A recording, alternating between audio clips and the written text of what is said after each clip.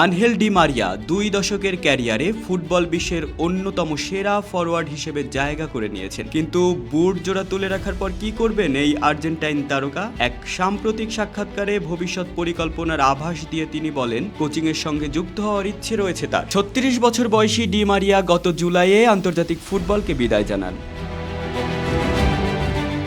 আর্জেন্টিনার হয়ে 2021 ও 2022 সালে কোপা আমেরিকা এবং বিশ্বকাপ জয় তার ক্যারিয়ারের সেরা অর্জন। তবে ক্লাব ফুটবলে এখনও ছন্দে রয়েছেন তিনি। চলতি মৌসুমে বেনফিকার হয়ে 14 ম্যাচে করেছেন 5 গোল, অবদান রেখেছেন আরও 2টি গোলে। চ্যাম্পিয়ন লিগেও আতলেতিকো মাদ্রিদের বিপক্ষে অসাধারণ পারফরমেন্স দিয়েছেন। ডি মারিয়া 2024 মৌসুমে 14 ম্যাচে 5 গোল করেছেন, কিন্তু মাঠের পারফরমেন্সের পাশাপাশি ফুটবলকে ভিন্ন দৃষ্টিকোণ থেকে দেখা শুরু করেছেন তিনি।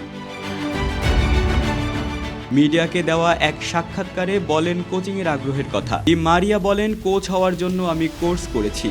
ফুটবলকে এখন শুধু খেলোয়াড়ের দৃষ্টিকোণ থেকে নয়, একজন কোচের দৃষ্টিকোণ থেকেও বিশ্লেষণ করি। তবে আমি জানি কোচিং অনেক বেশি সময় সাপেক্ষ এবং কঠিন হবে। 2025 সাল পর্যন্ত বেনফিকার সঙ্গে চুক্তি রয়েছে ডি মারিয়ার। আপাতত এই সময় পর্যন্ত খেলার পরিকল্পনা করছেন তিনি। তবে অবসরের পর কিছুটা সময় পরিবারকে দিতে চান, তারপর শুরু করতে পারেন নতুন অধ্যায়। তবে প্রশ্ন এখন, ডি মারিয়া কি সফল কোচ হতে পারবেন? ভবিষ্যতে হয়তো এই প্রশ্নের উত্তর দেবে। তবে তার ফুটবল মস্তিষ্ক ও অভিজ্ঞতা অবশ্যই তাকে এগিয়ে রাখবে।